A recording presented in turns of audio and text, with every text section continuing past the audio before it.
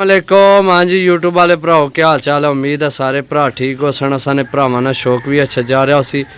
मैं गुलाम मुस्तफा, तुसी देखने लगे हो पहुँच पिजन चैनल।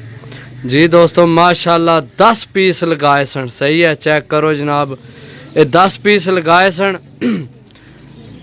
माशाल्लाह जनाब ये सेल हो गए।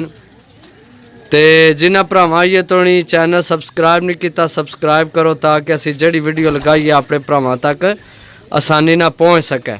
ठीक है, ये जनाब सेल हो गए ने, ये जा रहे ने हाफजाबाद। परचेज़ किते जनाब भाई मुदस्सर हाफजाबाद तो। सही है, बाकी जनाब पीस चेक करो। सही है माशाल्लाह, टेडी पीस चेक करो। वीडियो बनाने एको मकसद है कि जड़े कबूतर दसा वही भेजा इंशाल्लाह।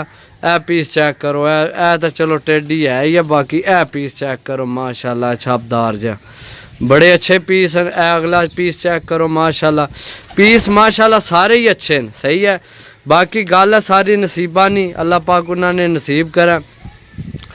ते दुआ कर कि जनाब अल्लाह पाक सारे भरावां ना शौक कायम दायम रखे। ते अल्लाह पाक जनाब तुहानू अपने हिफ्ज़ो ईमान विच रखे।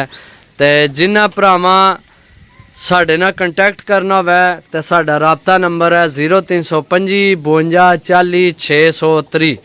0325 52 40 630 कॉल व्हाट्सएप यही नंबर है।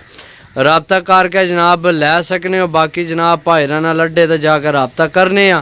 सही है, ये जा रहे हैं हाफजाबाद, अल्लाह पाक उन्होंने नसीब करे। सही है दोस्तों, मिलसा अगली वीडियो, तब तक इजाज़त दो। अल्लाह सुनने वाला है। अल्लाह हाफिज़।